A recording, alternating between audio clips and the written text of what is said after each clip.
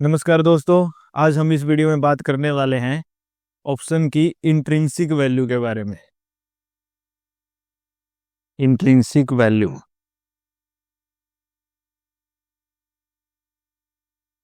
Intrinsic value क्या होती है, कैसे काम करती है, और इसके साथ साथ जो टाइम वैल्यू है ऑप्शन की वो क्या होती है, और इन दोनों के बीच का अंतर क्या है उसके बारे में आज हम चर्चा करने वाले हैं। तो सबसे पहले बात करते हैं ऑप्शन की इंट्रिंसिक वैल्यू के बारे में। तो जो इंट्रिंसिक वैल्यू होती है किसी भी ऑप्शन प्राइस के अंदर, तो वो ये मान के चलिए कि जो ऑप्शन होता है, लेट्स से ये कोई भी एक ऑप्शन चेन है, लेट्स से एक ऑप्शन चेन है, ये एट द मनी पे है, ये इन द मनी पे है, और ये ओटीएम यानी आउट ऑफ द मनी पे है। ये कॉल का केस है, ये पुट का केस है। तो पुट के केस में यहाँ पर ओटीएम होता है और यहाँ पर आईटीएम होता है। लेट्स से निफ्टी 50 है 24,000। तो तो जो इंट्रिंसिक वैल्यू होती है वो किसी भी ऑप्शन की होती है रियल वैल्यू, या कहें कि ऑप्शन की या स्टॉक की फेयर वैल्यू। तो इंट्रिंसिक वैल्यू एक बहुत ही कॉम्प्लिकेटेड और क्रूशियल एलिमेंट है। जब भी आप ऑप्शन ट्रेडिंग के अंदर आते हैं या स्टॉक मार्केट के अंदर आते हैं, जब भी आप किसी भी स्टॉक की इंट्रिंसिक वैल्यू के बारे में बात करते हैं तो सबसे पहले जो अलग अलग पैरामीटर्स हैं उनको चेक करना पड़ता है, जिसमें उस स्टॉक के बहुत से, यानी जैसे पीई रेशियो, आरओई, उसकी बुक वैल्यू, मार्केट कैप कितना है उसका, बहुत सी चीज़ों को ध्यान में रख के किसी भी स्टॉक की इंट्रिंसिक वैल्यू का पता लगाया जाता है। लेकिन ऑप्शन के अंदर जो ऑप्शन ट्रेडिंग वगैरह सीख रहे हैं उन्हें इंट्रिंसिक वैल्यू को निकालने में इतनी ज़्यादा झंझट का सामना नहीं करना पड़ता, क्योंकि जो इंट्रिंसिक वैल्यू होती है ऑप्शन की, उसका सिंपल सा फॉर्मूला है कि जो स्पॉट प्राइस है किसी भी अंडरलाइंग एसेट का, या स्पॉट प्राइस को हम बोल देते हैं ट्रेडेड प्राइस जिस प्राइस पर वो अंडरलाइन एसेट ट्रेड हो रहा है, लेट्स से ये है एस। और जो स्ट्राइक प्राइस है, कोई भी एक स्ट्राइक है, उसको लेट्स से हम बोल देते हैं एक्स। ठीक है, तो स्ट्राइक प्राइस और स्पॉट प्राइस के बीच का डिफरेंस, उसको हम बोल देते हैं इंट्रिंसिक वैल्यू। इंट्रिंसिक वैल्यू, चलिए इसको एक एग्जांपल से समझते हैं। निफ्टी 50 का हम एक एग्जांपल लेते हैं, जिसमें लेट्स से कि जो स्पॉट प्राइस है वो है ये 24,000। ये है स्पॉट प्राइस यानी ट्रेडेड प्राइस, जहां पर मार्केट करंटली मूव कर रही है। और जो स्ट्राइक प्राइस है, लेट्स से हम ले लेते हैं 23,800 वाली स्ट्राइक, कॉल का केस है। तो इन द मनी के अंदर है ये स्ट्राइक, कॉल का केस है, क्योंकि मार्केट 24,000 पे मूव कर रही है। तो इन दोनों के बीच का डिफरेंस 24,000 माइनस 23,800 इजगल टू 200। तो ये होगी इसकी इंट्रिंसिक वैल्यू। अब इंट्रिंसिक वैल्यू किसकी होती है वो जान लेते हैं, कॉल और पुट दोनों के केस में। तो कॉल हो या पुट हो, दोनों के दोनों अंदर जो इंट्रिंसिक वैल्यू होती है वो सिर्फ और सिर्फ आईटीएम की, यानी इन द मनी वालों की ही होती है। ओटीएम यानी आउट ऑफ द मनी, और एटीएम यानी कि एट द मनी वालों की जो इंट्रिंसिक वैल्यू होती है वो होती है ज़ीरो। इसकी भी ज़ीरो और इसकी भी ज़ीरो। सिर्फ और सिर्फ इन द मनी वालों की ही इंट्रिंसिक वैल्यू होती है, चाहे वो कॉल का केस हो चाहे वो पुट का केस हो। तो अब ये था इंट्रिंसिक वैल्यू निकालने का एक आसान सा ऑप्शन के अंदर फॉर्मूला तरीका। अब बात करते हैं कि टाइम वैल्यू क्या होती है। तो जो टाइम वैल्यू होती है,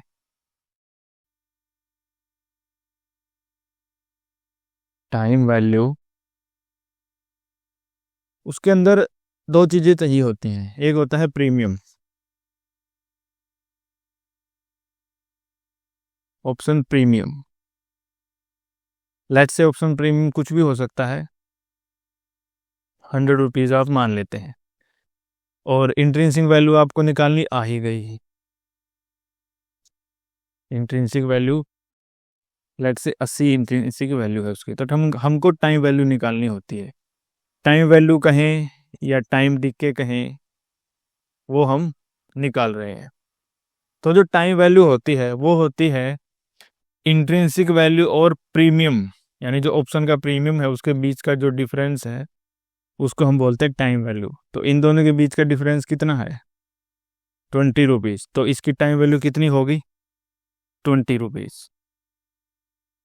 क्योंकि OTM out of the money और ATM एट द मनी की इंट्रिंसिक वैल्यू 0 होती है, तो ऐसे केस में OTM और ATM यानी आउट ऑफ द मनी और एट द मनी वालों की जो इंट्रिंसिक वैल्यू वो 0 होती है, उनकी सिर्फ और सिर्फ टाइम वैल्यू होगी।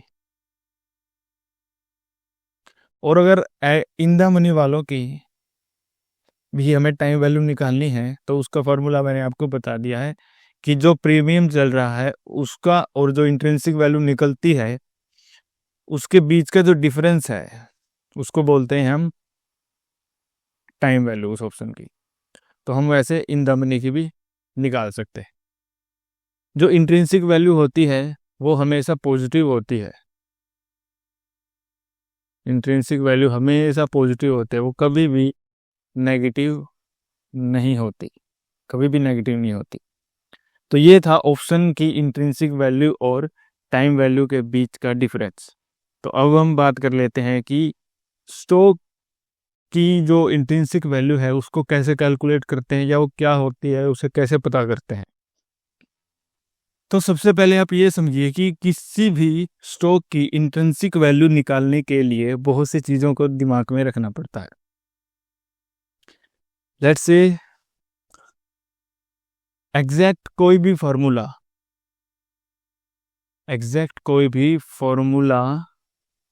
काम नहीं करता है स्टॉक के केस में उसकी इंट्रिंसिक वैल्यू निकालने के लिए। कोई भी फॉर्मूला काम नहीं करता, आप ये मान के चलिए। वैसे इंटरनेट पर आपको बहुत सारे फॉर्मूले बताए जाते हैं, लेकिन अभी मैं आपको कुछ एग्जांपल दूंगा। उन एग्जांपल से आप देखेंगे कि एग्जैक्ट जो ट्रू वैल्यू है, किसी भी ट्रू इंट्रिंसिक वैल्यू है किसी भी स्टॉक की, वो नहीं निकाली जा सकती। ट्रू इंट्रिंसिक वैल्यू की बात कर रहे हैं हम। इंट्रिंसिक वैल्यू किसी भी स्टॉक की निकालने के कई तरीके हो सकते हैं। जैसे एक तो होता है अर्निंग अर्निंग मेथड, एक होता है कंपाउंडिंग कैश फ्लो मेथड, और एक होता है डिविडेंड मेथड। तो ये 3 मेथड है जिसके द्वारा आप किसी भी स्टॉक की इंट्रिंसिक वैल्यू निकाल सकते हैं। लेकिन इंट्रिंसिक वैल्यू को एक्चुअल में निकालना एक आर्ट है, एक कला है। इसको आप सिर्फ और सिर्फ ऐसे जैसे हम निकाल रहे हैं पेन पेपर पर ऐसे सोल्व नहीं कर सकते। हमें बहुत सी चीज़ों का ध्यान रखना पड़ता है इंट्रिंसिक वैल्यू निकालते समय किसी भी स्टॉक की। तो ये वीडियो थोड़ी ही लेंथी हो जाएगी, तो आप सीट की पेटियां बांध लीजिए, ज़्यादा बड़ी भी नहीं होगी, कोई बात नहीं। तो तब तक आप वीडियो को लाइक कर दीजिए क्योंकि बहुत मेहनत लगती है।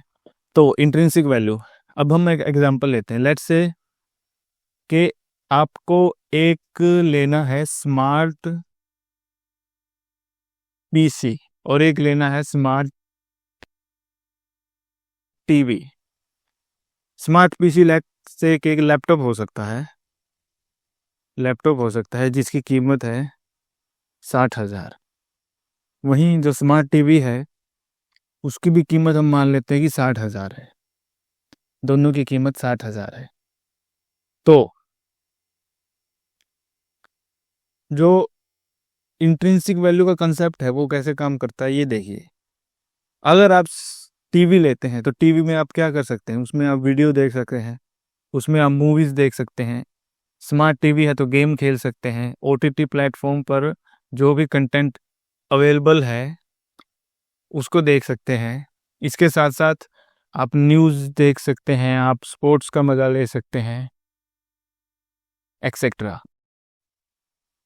लेकिन जब आप एक स्मार्ट लैपटॉप खरीदते हैं तो आपका विजन क्या होता है? आप ऑलमोस्ट ये सारी चीज़ें तो लैपटॉप में कर ही सकते हैं, ये सारी चीज़ें तो आप कर ही सकते हैं। इसके साथ साथ आप इससे अर्निंग भी कर सकते हैं, इससे आप अपना मतलब वर्क कर सकते हैं, इससे आप अपना बिजनेस ढूंढ सकते हैं, ऑनलाइन कुछ भी काम कर सकते हैं। लैपटॉप पे, आप कंप्यूटर पे आप गेमिंग कर सकते हैं, आप मॉनिटरिंग कर सकते हैं, आप चैटिंग कर सकते हैं, आप सोशल मीडिया पर अकाउंट बना के अपने हैंडल को एक्टिव रख सकते हैं। आप बहुत सी चीज़ें हैं आप जो कि आप लैपटॉप की मदद से कर सकते हैं। तो आप ये समझ के चलिए कि अगर आप एक स्मार्ट टीवी लेते हैं और वहीं 60,000 है आपके पास, वहीं आप एक पीसी लेते हैं, तो दोनों में से आपके लिए क्या बेनिफिशियल है, आपको क्या अच्छा लग रहा है? तो आप या ये वाला यानी लैपटॉप लेना ज़्यादा पसंद करें, क्योंकि इसमें जो इंट्रिंसिक वैल्यू है, या इंट्रिंसिक वैल्यू यानी इसकी जो वैल्यू है, टाइम वैल्यू है, 1 साल बाद, 2 साल बाद, क्योंकि अगर ये 5 साल भी रहा टीवी एज इट इज़, तो 5 साल बाद भी आप इसमें यही चीज़ें कर पाएंगे, यानी आप वीडियो देख पाएंगे, मूवीज़ देख पाएंगे, entertainment, OTT, news, sports, etcetera.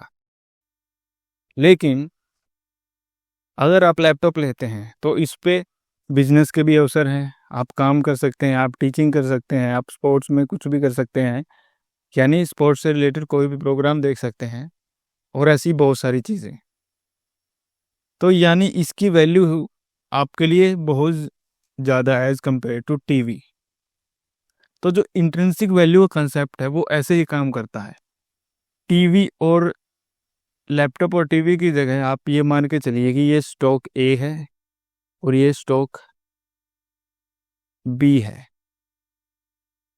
Stocks के अंदर जब भी आप इंट्रिंसिक वैल्यू चूज करते हैं तो उसकी PE, price to earning ratio, ROE, उसका मार्केट कैप कितना है, उसकी बुक वैल्यू कितनी है, बहुत सी चीज़ों का निरीक्षण करते हैं, एनालिसिस करते हैं।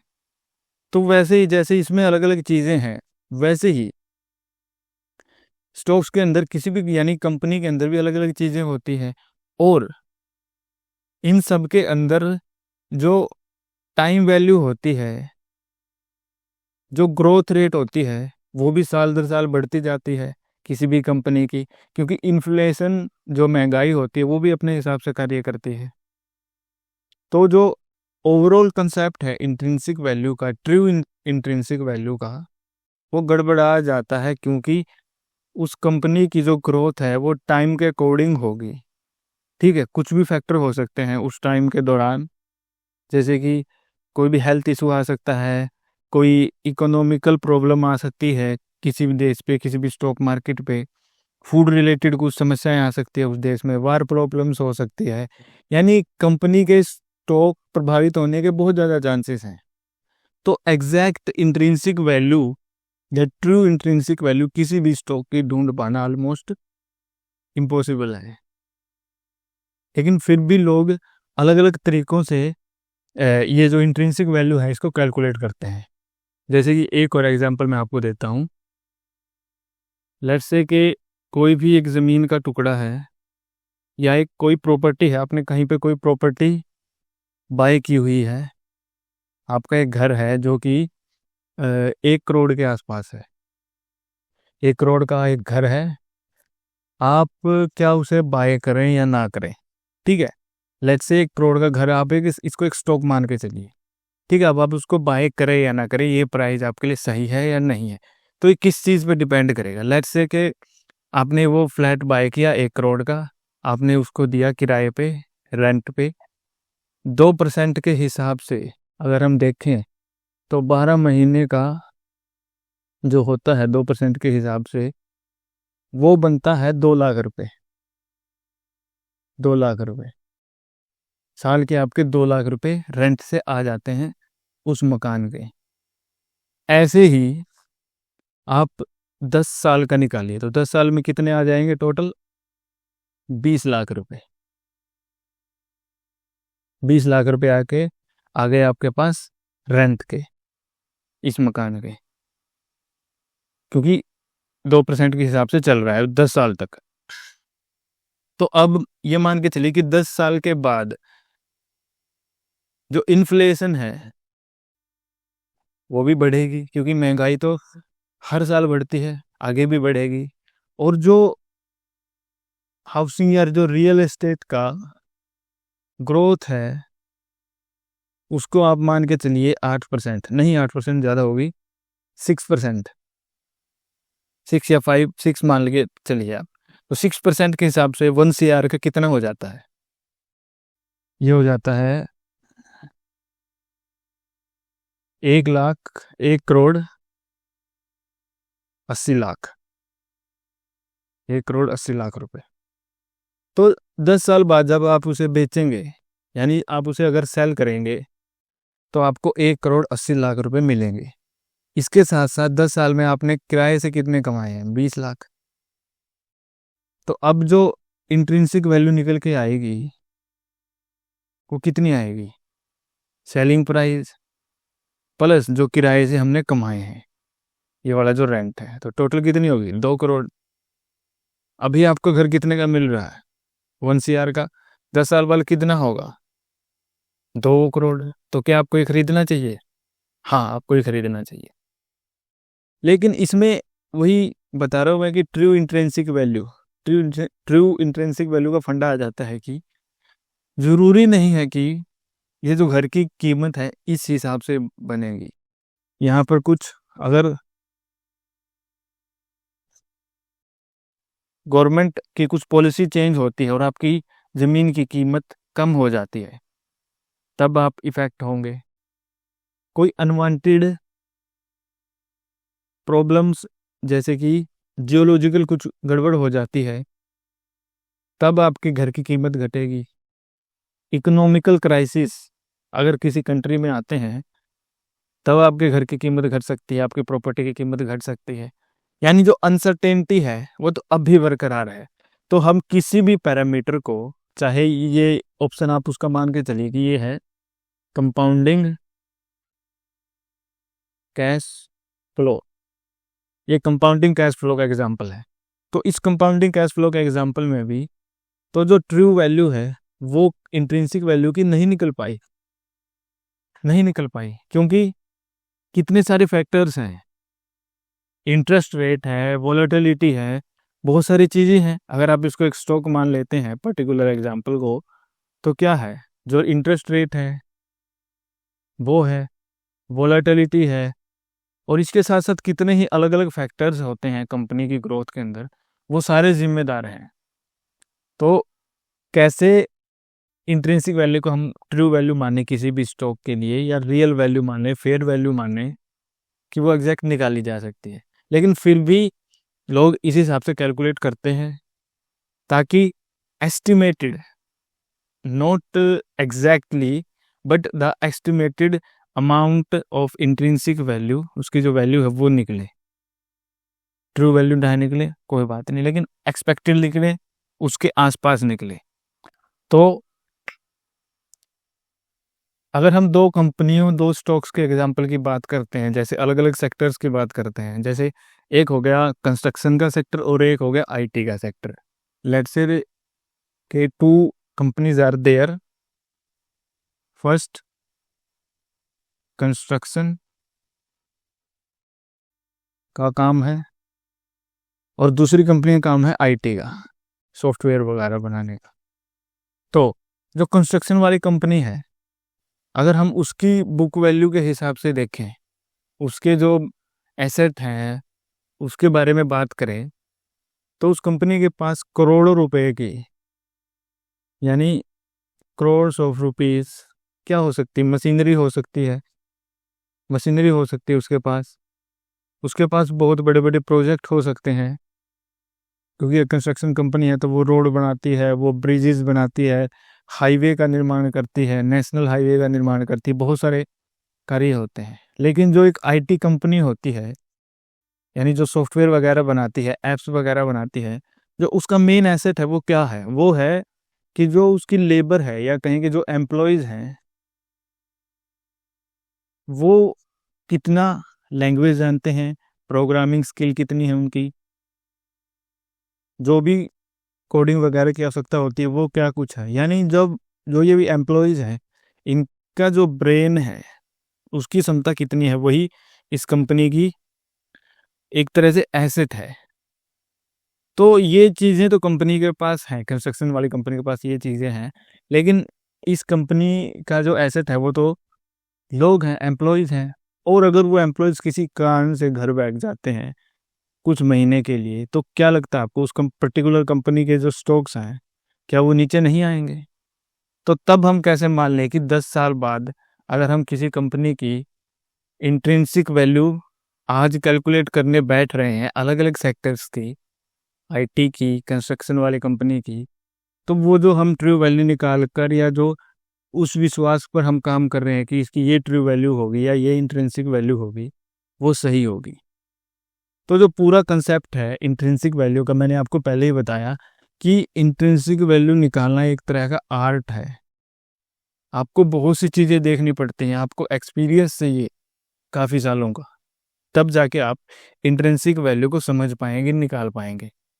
ऑप्शन की इंट्रिंसिक वैल्यू निकालना आसान होती है, वो मैंने आपको स्टार्टिंग में बता दिया है, टाइम वैल्यू बता दी है आपको। लेकिन जो एक्चुअल स्टॉक्स की इंट्रिंसिक वैल्यू है वो बहुत से फैक्टर्स पे डिपेंड करती हैं। आपको उसके लिए स्टॉक मार्केट की ओवरऑल बिजनेस की एक गहन नॉलेज होनी चाहिए, तब जाके आप इंट्रिंसिक वैल्यू एक्सपेक्टेड या अप्रोक्सीमेटली उसके आसपास आप पहुंचेंगे।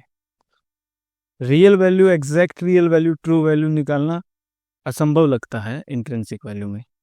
तो आज की वीडियो इतना ही। अगर आपको ये पसंद आई हो तो इसे लाइक कीजिए, क्योंकि ऐसी वीडियो बनाने में बहुत मेहनत लगती है। तो अगर आपके कोई कमेंट हो तो आप नीचे कमेंट बॉक्स में पूछ सकते हैं। तो आज की वीडियो में इतना ही। Thank you.